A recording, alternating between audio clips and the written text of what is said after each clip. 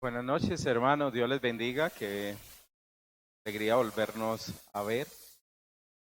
Ya ese es el último tema que trato de la primera carta sobre el apóstol, perdón, sí, el apóstol Juan. Y hermanos, digamos, fue un muy bonito viaje. Siempre tocamos bastante temas. Y deseo hacer una breve retroalimentación de las dos últimas predicaciones que tuvimos. Capítulo 5 hablamos de la fe que vence al mundo y sabíamos ahí que pues la fe se basa en creer en nuestro Señor Jesucristo. Unos aspectos de esa fe que vence al mundo es una fe que tiene el amor, una fe que conlleva una obediencia y una fe producto de un nuevo nacimiento. Y ahí entonces sale la pregunta: ¿quién es el que vence al mundo sino el que cree que Jesús es el Hijo de Dios? Es importante tener eso en cuenta para el último tema que voy a tratar.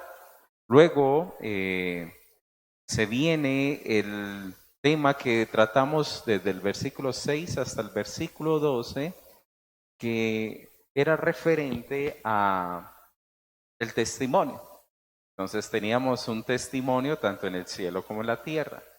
La tierra entonces, ¿qué era cuál? El agua, que era la palabra de Dios, ¿cierto?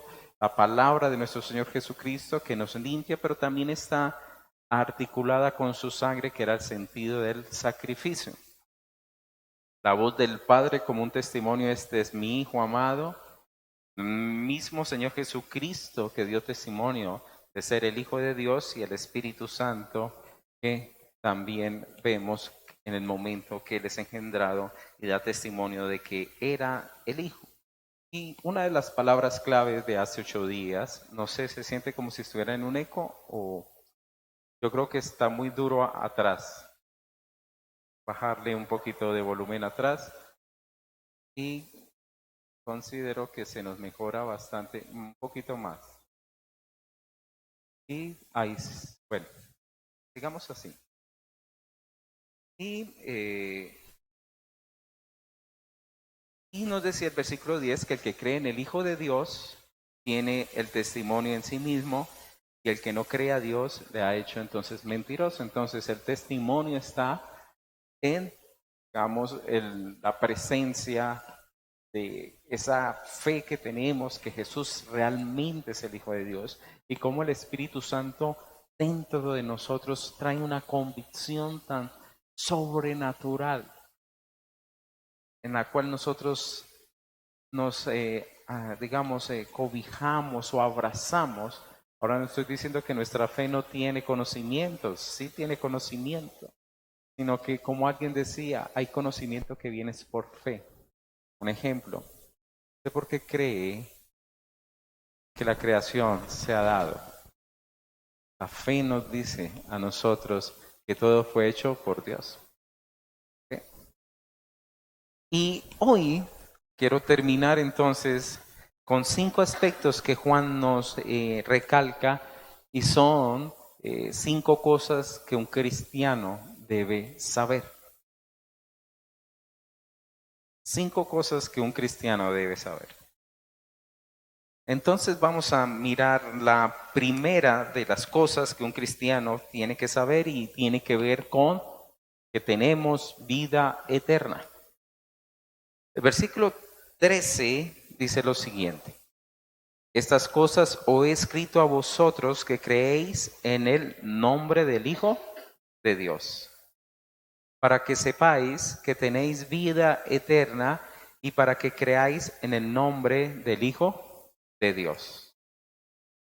Entonces, usted y yo podemos ver que algo que ya desea como sellar en su carta, Juan, a todos que los que creen, es decir, a los creyentes, el objetivo, en pocas palabras, de la carta de Juan, puede decirle a todos ellos: ustedes que creen en el Hijo de Dios, entonces ustedes deben saber, deben abrigar, deben abrazar el hecho de que tenéis vida eterna.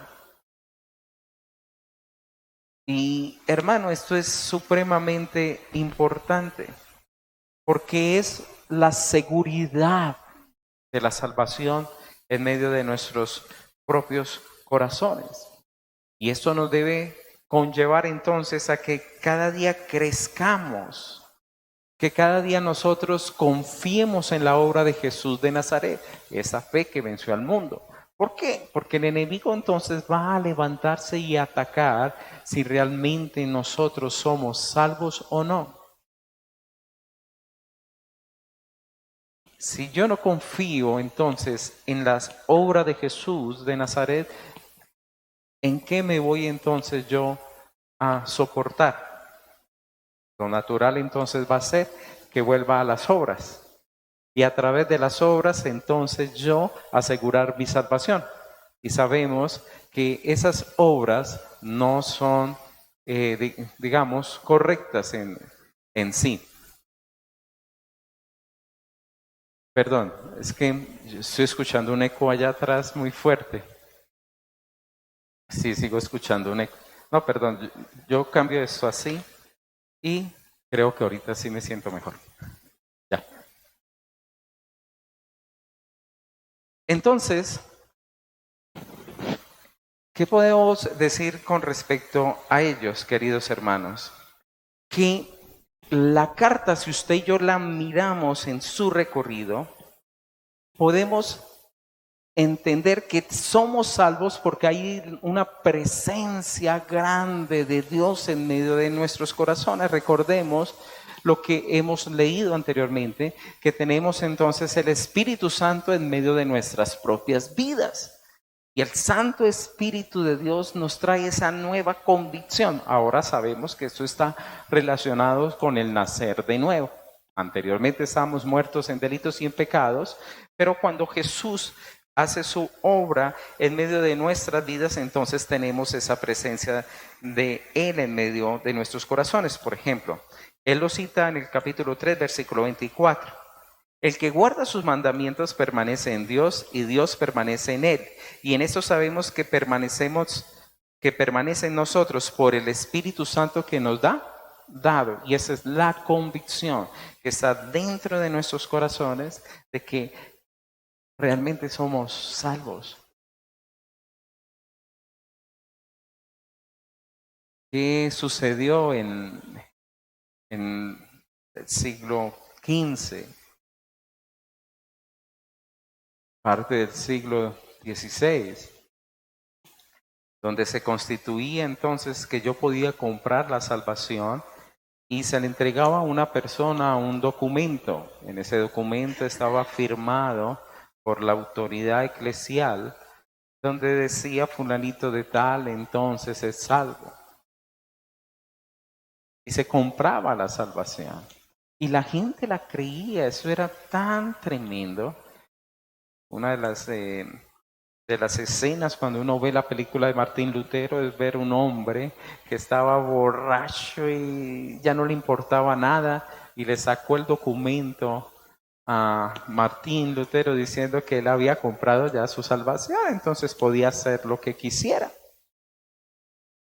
Ahora, ¿qué nos da a nosotros la seguridad de la salvación, hermano? La obra de Jesús que usted y yo hemos aprendido a percibir en nuestras propias vidas. Ahora, si usted lleva muchos años con el Señor, déjeme decirle, usted debe estar seguro de la obra de Jesús en usted. Si usted no está seguro, la situación entonces sí es preocupante.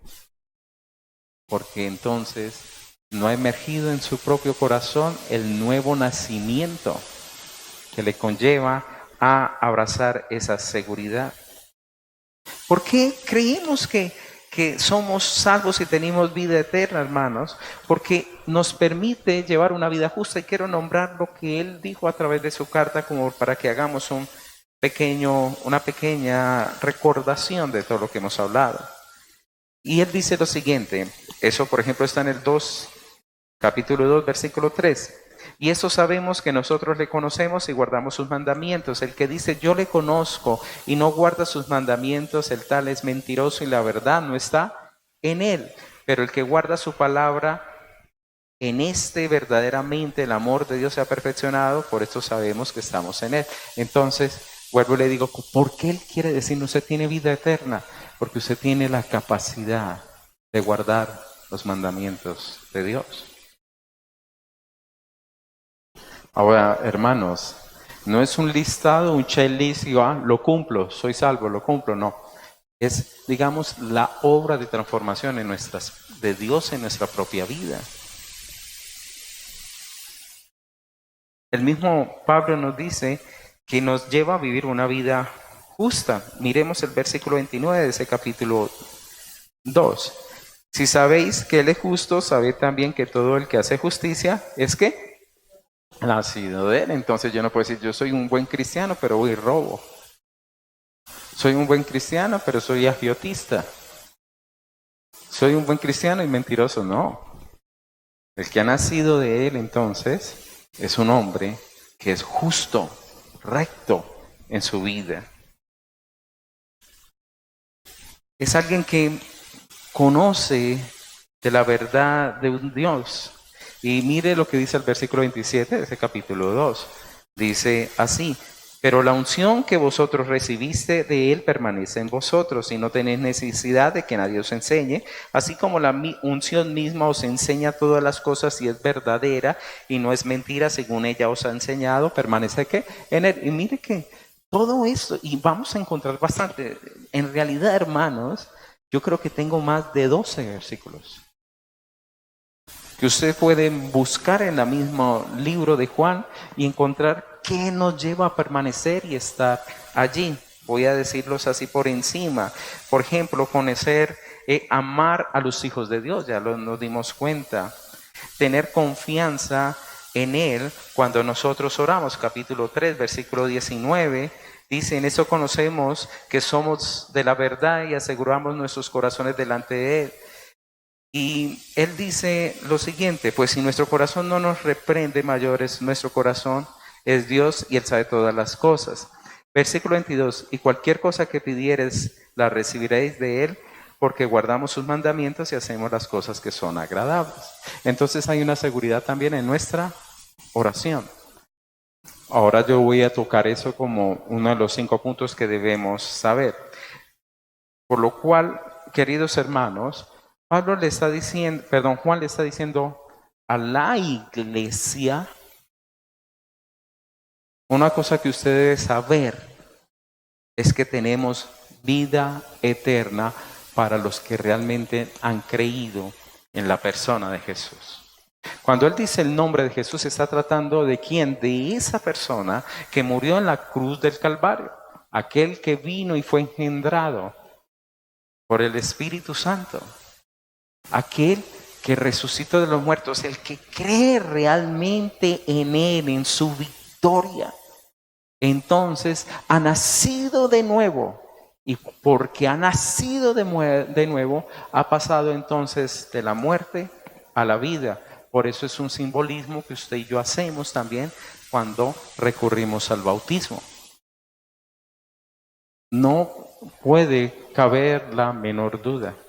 Usted dirá, pastor, ¿será que se puede perder la salvación? Esa es una pregunta que ha inquietado y hay dos líneas en la corriente protestante. Uno dice sí se pierde, otros dicen no se pierde. Es dependiendo no tanto si se pierde o no se pierde, sino dependiendo de la condición del hombre. Si el hombre tiene algún aspecto de bondad, entonces tiene la capacidad de decidir. Pero si el hombre no tiene la capacidad de decisión porque está muerto en delitos y en pecados, entonces la vida eterna es un regalo que Dios ha dado, no es algo que Él se ha ganado por su decisión. Entonces, podríamos concluir, ¿quién lo sabe? Solamente Dios. Pero los frutos hablan. Y una persona que ha nacido de nuevo, hermanos, se nota. El que nació de nuevo, como dice más adelante él, no practica pecado. Y ahí es una señal buena. inequívoca. Segunda cosa que usted y yo debemos saber y que Juan nos enfatiza, versículo 14. Y esa es la confianza que tenemos en Él, que si pedimos alguna cosa conforme a su voluntad, Él nos oye.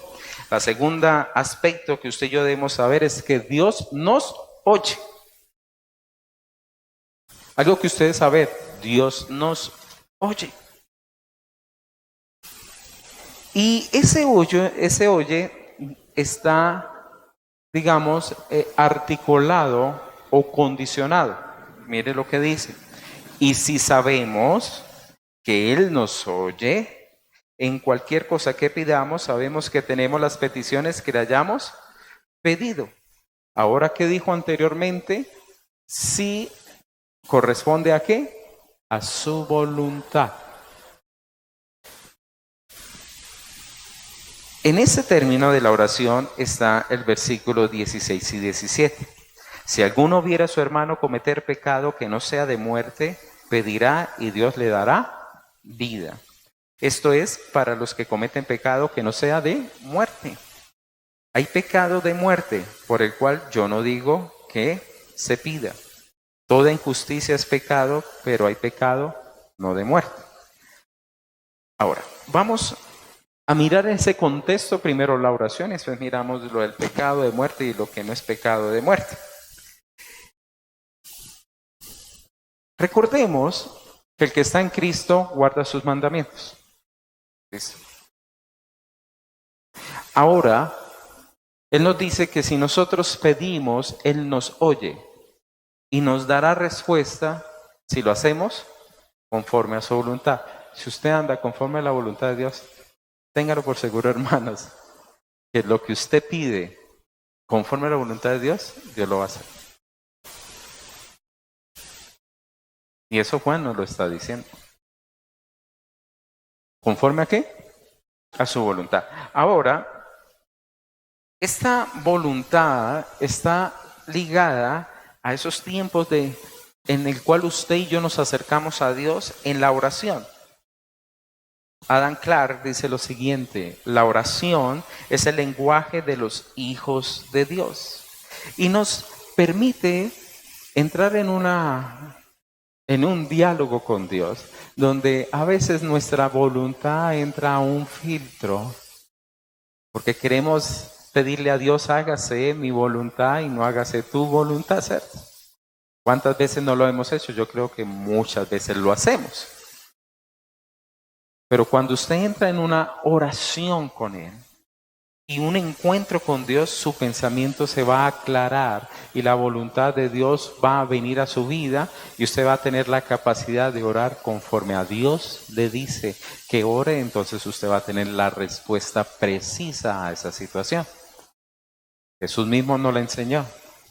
En el monte de Getsemaní, ¿qué dijo el Señor?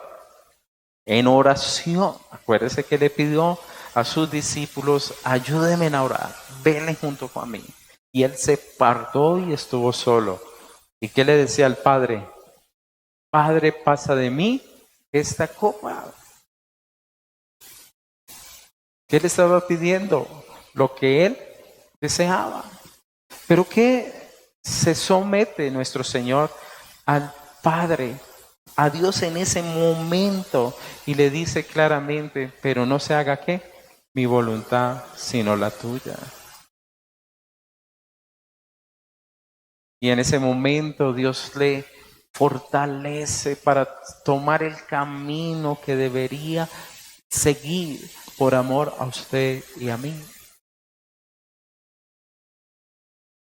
Y es precioso, hermanos, como en la oración buscamos la voluntad de Dios. Es bonito uno llegar y, Señor, te ruego, muéstrame sobre esto qué debo hacer. ¿Para qué está sucediendo esto? En vez de llegar, Señor, declaro en el nombre de Jesús, se hace esto, se hace lo otro. Me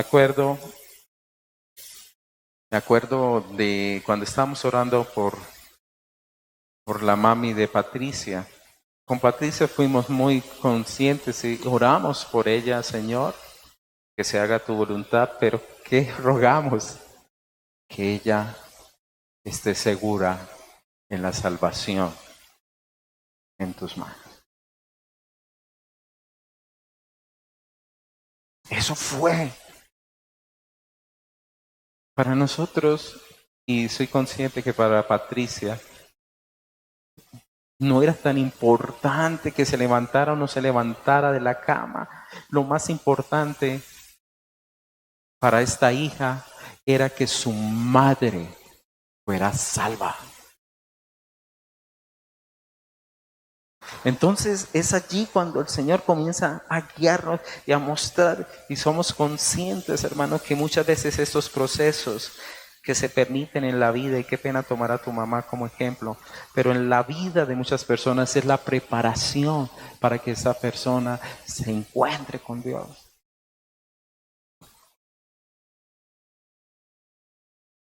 Y ténganlo por seguro que habrán cosas que allá en el cielo nos vamos a compartir y quedaremos asombrados de lo que Dios ha hecho y cómo ha utilizado la oración de sus santos para bendecir a otros.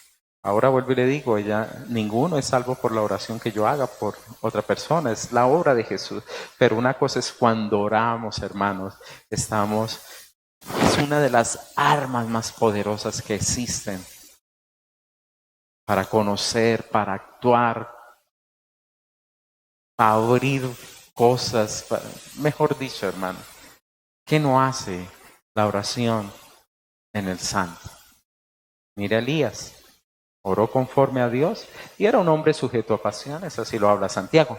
Entonces, por eso es importante que usted y yo nos encontremos en oración y hallar qué es lo que más nos conviene, y eso solamente lo puede hacer Dios. Por ejemplo, una niña que esté enamorada y ay Señor, yo te ruego, como una vez que de esas circunstancias de la vida que nos llevó a Medellín y un muchacho muy pinta, eso era mejor dicho un Brad Pitt, ese joven. Y eso ayunaban esas pobres muchachas y eso iban de ayunos, por poquito harían peregrinación si no hubieran sido cristianas. Y pagaría, ¿cómo es que se llama cuando se va a Buga? Promesas y de todo. Y se casa ese muchacho y le avisa a la iglesia que se va a casar. No, eso lloraban. ¿Por qué? Porque las oraciones fueron lo que yo quería y no en la voluntad de Dios. Cuando mi esposa oraba por mí, yo veía que ella me pisaba. Después yo entendí que todo lo que la planta de tu pie pisare será tuya. Dije, mi amor, no.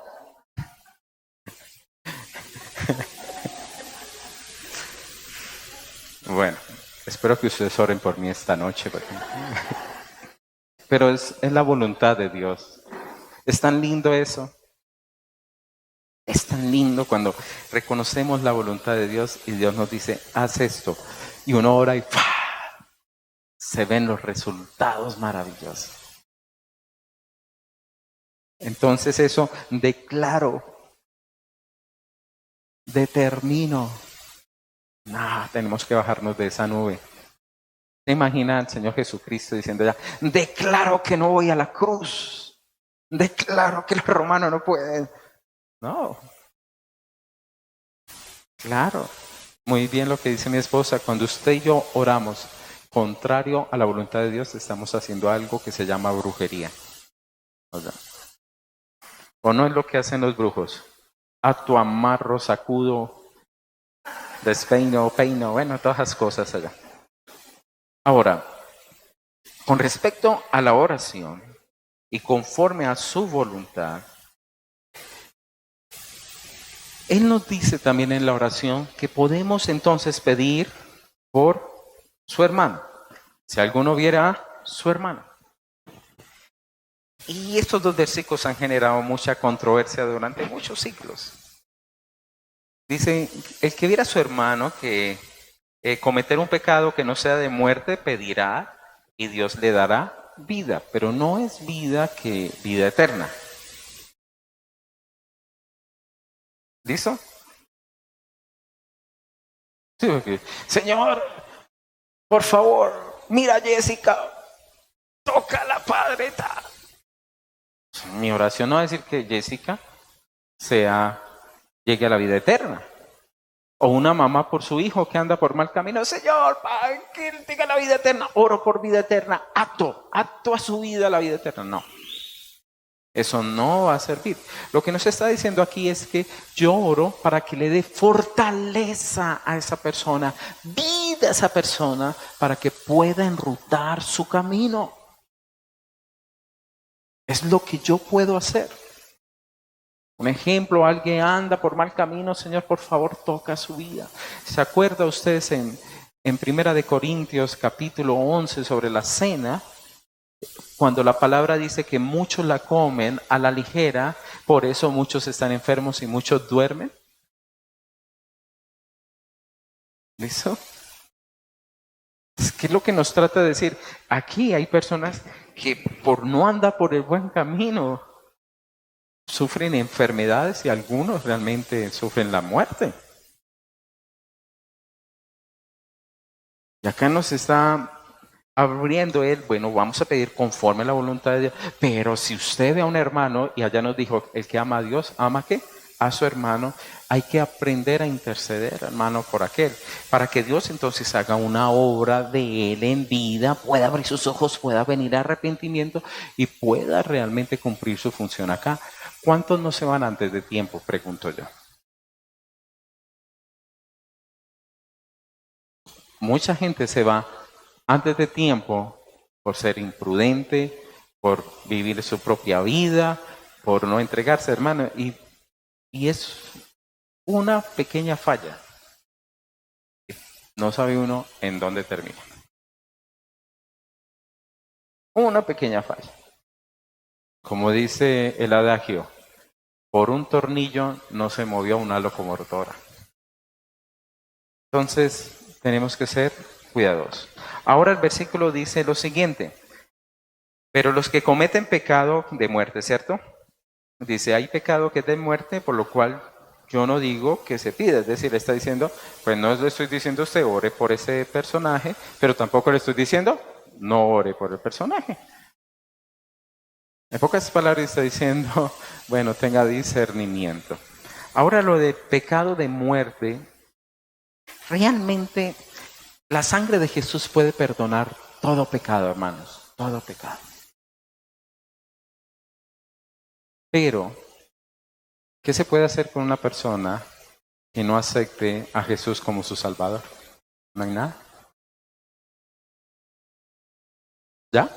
Y sabemos que ahí hay pecado de muerte, porque el que no tiene el testimonio no tiene la vida. Así, el que no tiene al Hijo de Dios no tiene la vida. No solamente cuando nosotros blasfemamos contra el Espíritu Santo. ¿En qué hecho? El Espíritu Santo es la manifestación de la obra de Dios a través de la victoria en la cruz del Calvario. Yo enviaré a otro que estará con vosotros, os guiará. Y la obra del Espíritu Santo en la vida de Jesucristo, cuando el poder de Dios le levanta. Queridos hermanos, si nosotros negamos esa obra, estamos negando todo lo que es respecto al testimonio de nuestro Señor Jesucristo, que ya lo leímos anteriormente. Ahora queremos rogar, Señor, por favor, que tenga un encuentro esa persona realmente contigo y pueda llegar a la salvación, porque muchas personas no tienen esa oportunidad. Señor, por favor, te ruego, ten misericordia de esta alma. Ruego, Padre, para que esta persona no se vaya a ir. y no vaya a arrastrar a más, porque tristemente son más los que creen la mentira muchas veces que los que creen la propia verdad de Dios.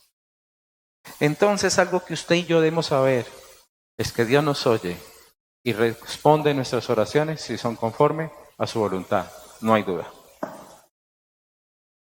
Por eso, todo lo que pidieras en mi nombre, dice la misma palabra, yo lo haré. Y fue de la boca de nuestro Señor Jesucristo. Tercera cosa que usted y yo debemos saber. Sí. Primera es, tenemos vida eterna. Segunda, Dios nos oye. Tercera, no podemos practicar el pecado. ¿Usted no me parece eso lindo? Mire lo que dice el versículo 18. Sabemos que todo aquel que ha nacido de Dios, ¿sigue la palabra? Nacer. No practica el pecado, pues aquel que fue engendrado por Dios le guarda, y el maligno no le toca. Este versículo es poderoso, ¿no? Tremendo este versículo, maravilloso, porque nos está diciendo que el que nació de nuevo ya no va a seguir practicando. ¿Qué hace la práctica? Hacia el maestro. Entonces, no vamos a volvernos un maestro del pecado, hermanos. Para nada. Antes, ¿qué vamos a comenzar a hacer? A reprender las obras de las tinieblas en medio de nuestra vida. ¿Pero por qué? Porque hemos nacido de nuevo. Es decir, alguien que realmente ama de corazón a Cristo, le duele pecar contra Él. Le duele. Es decir, no se halla. No hay paz en su corazón. Sabe que está mal y algo por allá no mueve, y la conciencia y la voz del Espíritu Santo dentro de esta persona, y que que conlleva eso, a que día a día esta persona vaya soltando, y ojalá de una sola vez. Pero reconozco que a veces romper con unas situaciones son duras para algunos hermanos. Pero Dios comenzó la obra y Él es fiel y va sacando. Va sacando. Conozco a un hermano que oró, fumó desde que era niño, porque eso es lo que se hacía.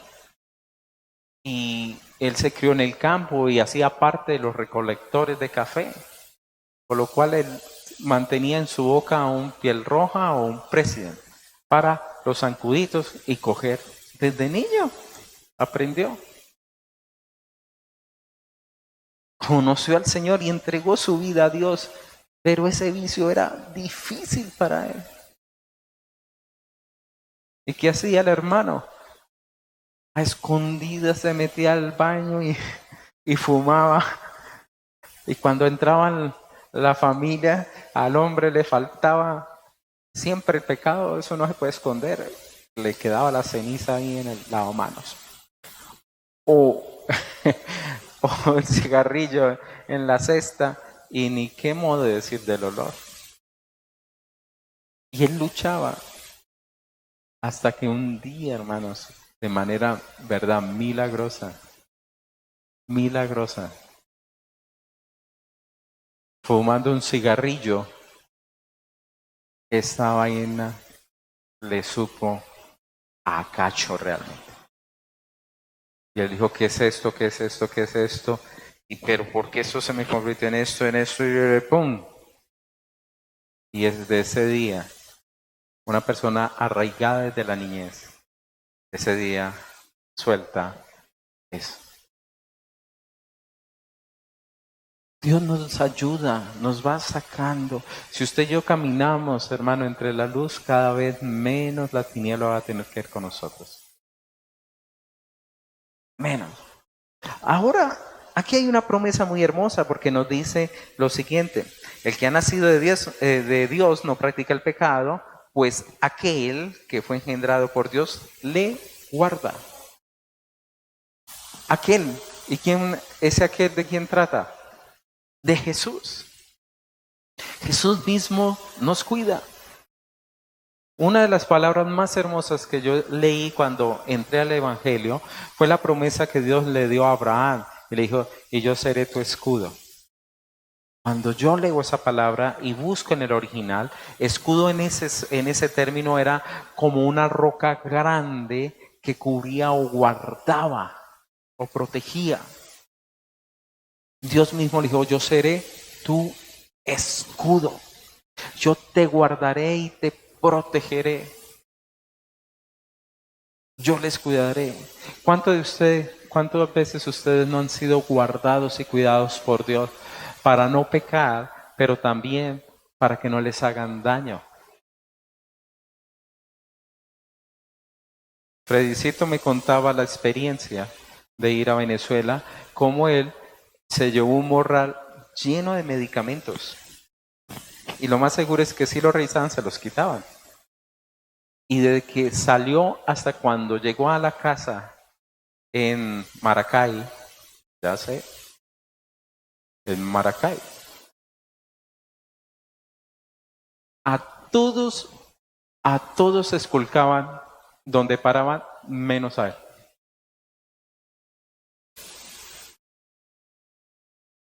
Y pudo llegar con todos los medicamentos a Venezuela. Usted comprarse un antibiótico allá es, hermanos, un privilegio. Él mismo nos guarda. Pero también, hermanos, nos guardamos. Amén. Es decir, si yo estoy luchando con la pornografía y me quedo yo en el... O pertenezco, por ejemplo, a un grupo, a un WhatsApp donde mis amigos son todos pesados. No, hermano, en sabiduría, ¿qué tengo que hacer? Cancelo ese WhatsApp.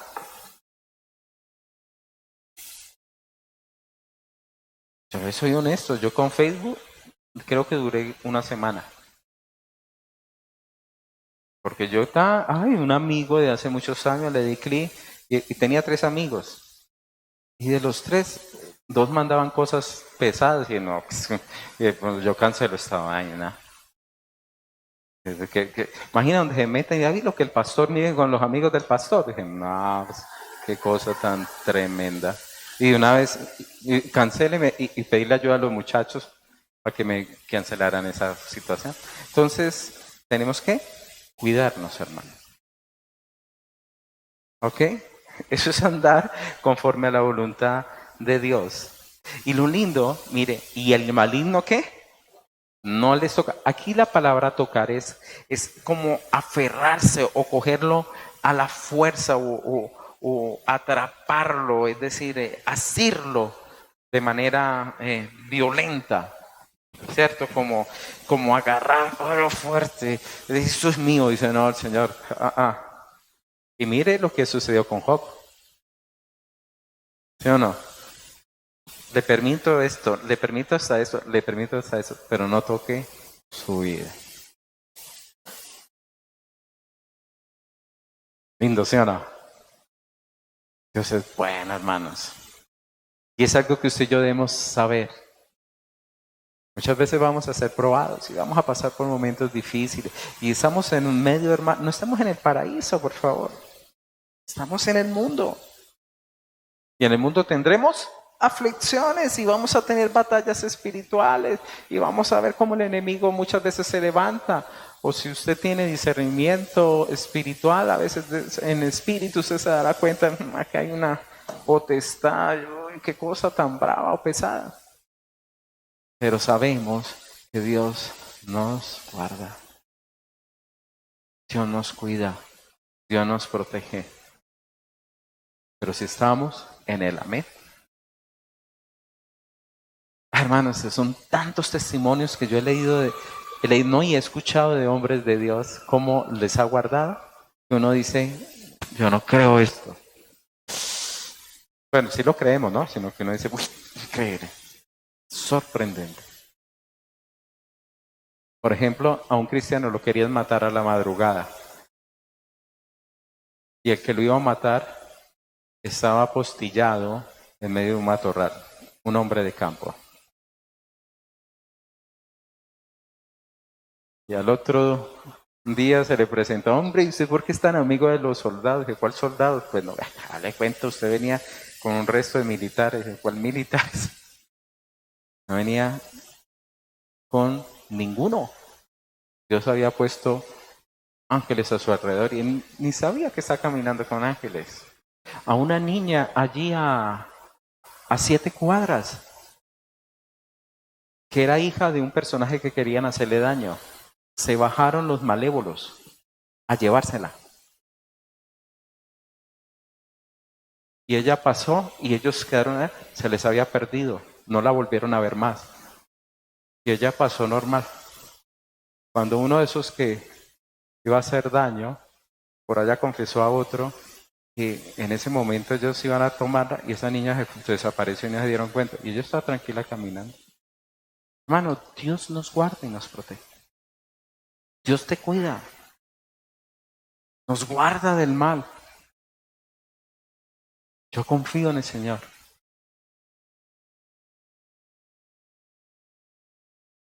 Cuarta, ¿cierto? Cuarta cosa que usted y yo debemos saber, y es que somos de Dios, versículo 19. Sabemos que somos de Dios y el mundo entero está bajo el maligno. Eso es tremendo. Porque entonces el que no está con Dios, ¿con quién está?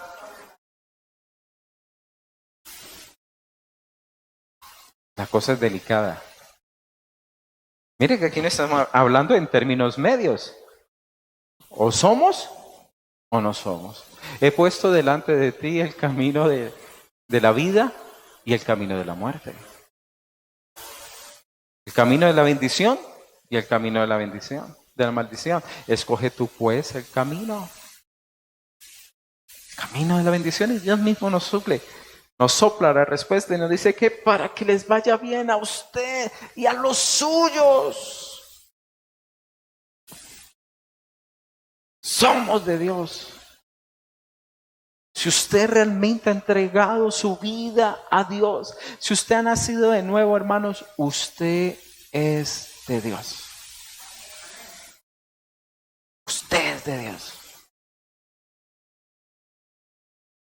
Y lo bueno de esto es que cuando pertenecemos a Él, vamos a ser como aislados, entre comillas, de ese poder que gobierna el mundo, el príncipe de este mundo, como dice la palabra, de este sistema malévolo, maligno. Tristemente hoy escuchaba sobre la gente que participó en el cobro de valorización de nuestra ciudad. La gran mayoría ya están perdidas fuera del país. Porque este mundo es lo que está buscando. Enriquezcase, llénense de dinero, sean tráfugas. En Colombia hasta las empanadas. Imagínense que aquí en el Quindío tenemos el récord. Aquí se compró una pala por 5 millones de pesos. Lo mejor de esa pala es que la manejaba un hombre.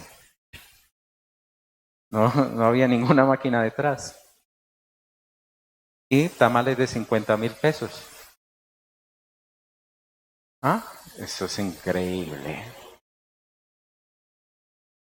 Una persona que está así, usted va a comprar una, mi hermana. Bueno, de pronto usted no se olvide del pastor, que también le gusta el tamal. Pues quiero probarme uno de 50. Tiene que ser una cosa así de grande, pues. No, a mí no me viene. Tiene que ser un super tamal. Mejor dicho, tiene que ser como una torta para que la apartamos, para todos. Pero, es decir, no estamos bajo ese mismo sistema. Por ejemplo, leía sobre un hombre en Inglaterra, el cual él expresaba ser político y ser cristiano es imposible. Ahorita no estoy diciendo que hayan políticos que sean correctos, por favor, sino dice que todo está tan fielmente amarrado que es casi imposible no untarse de alguna manera. Vuelvo y le digo, no estoy diciendo que sean todos, ¿no? Por misericordia, de seguro hay excepciones. Hay excepciones. Entonces somos de Dios, hermanos. Pertenecemos a Dios. El enemigo nos va a atacar, claro. Nos va a engañar, claro. ¿Y cuál era el engaño que estaba sufriendo la iglesia en ese momento? Que Jesús realmente era un espíritu. Acuérdense que se está levantando mucho el gnosticismo en ese momento. Que la carne es mala, el espíritu es bueno. Y entonces por ahí los de la gracia o creciendo en grasa. Que ya se murió el Jesús de Miranda porque... claro, ese personaje que iba a ser Jesús, entonces ya ahorita lo dirige la esposa, la cual ya se llama iglesia. Ella es la iglesia. Y tienen todavía gente. Pero el que está en Dios se pilla todas esas cosas. ¿Por qué? Porque somos de Él. Y lo que no es de Cristo nos sabe maluco. De una. Eso de una como que uno lo percibe. Esto no es por aquí. Esto va por otro lado. Amén. Y la última cosa que debemos saber, queridos hermanos, 20, pero sabemos que el Hijo de Dios ha venido y nos ha dado entendimiento para conocer al que es verdadero y estamos en el verdadero, en su Hijo Jesucristo. Este es el verdadero Dios y la vida eterna. Este versículo saca como para una prédica. Mire todos los aspectos que nos dice. Pero sabemos que Jesús, ¿cierto? El Hijo de Dios, vino. No nos cabe la menor duda. Yo le pregunto a usted, ¿Jesús vino? Amén. Pero si usted no lo vio. ¿Usted cómo me dice, Amparito, que Jesús vino si usted... Bueno, demuéstremelo.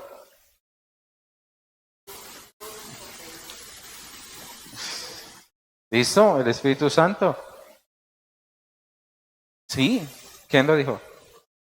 Hermano, la fe. Es un conocimiento que viene por fe, vuelvo y le digo. Y se vuelve experiencial. Es decir, mi experiencia con Jesús es tremendo. Es decir, yo no puedo decir, vean, le regalo 1 kilo de experiencia, Carlitos. No puedo. Es algo de mi relación. La fe, los testimonios. Es más, la Biblia tiene más testimonios y el Nuevo Testamento más testimonios que la misma Ilíada escrita por Homero. Es decir, hay testigos detrás de eso.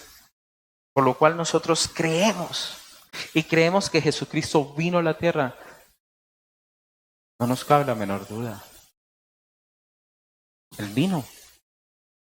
Y lo hermoso de eso que estamos diciendo, Él vino, porque recuerde que Él había dicho que el que niega que Jesús vino en carne y sangre, ese está el espíritu del anticristo. ¿Se acuerda que lo hemos leído? Entonces está diciendo, ojo con aquellos que vienen con cuentos a decir que Jesús realmente no vino, ni es quien dijo que era. Vino entonces y nos ha dado ¿qué? Luz para conocer al verdadero Dios.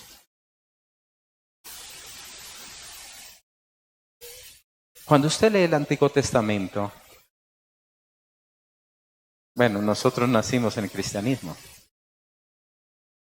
pero cuando usted lee el Antiguo Testamento y lo lee al reflejo de Jesucristo, usted le coge más sabor a esa palabra, ¿cierto? Nos muestra malas cosas. Cuando entendemos que Sansón, por ejemplo, un solo hombre trajo victoria, entendemos que también un solo hombre iba a traer una victoria eterna.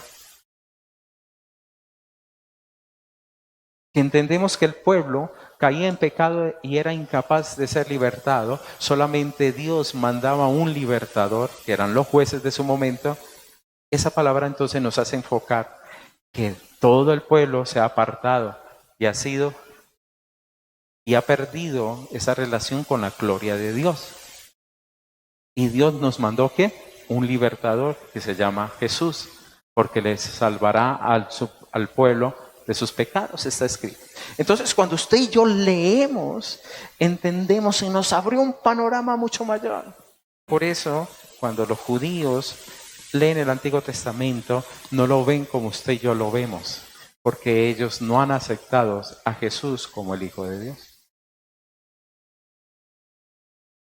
En cambio, cuando nosotros lo tenemos, se nos ha abierto el panorama para comprender la palabra de Dios.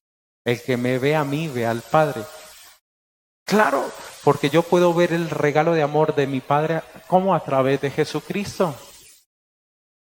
Y nos ha mostrado entonces al verdadero Dios. Y estamos ¿quién? En el verdadero. Y aquí ya es el término de que del verdadero Dios estamos también con Jesús, que es el verdadero. Y está diciendo de una forma implícita que es el mismo Dios.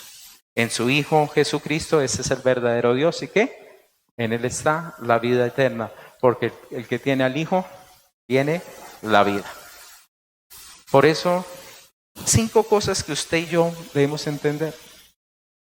Tenemos vida eterna, Dios nos oye, no practicamos el pecado, somos de Dios y el Hijo de Dios ha venido para darnos entendimiento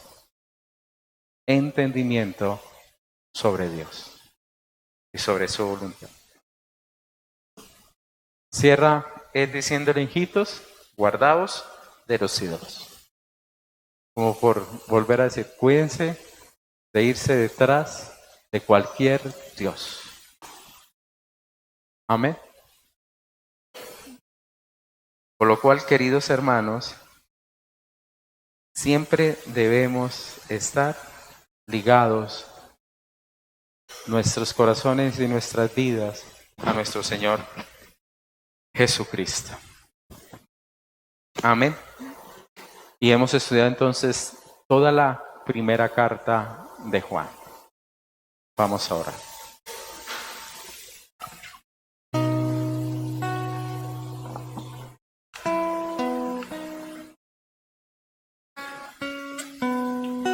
Vamos a preparar nuestro corazón en esta noche.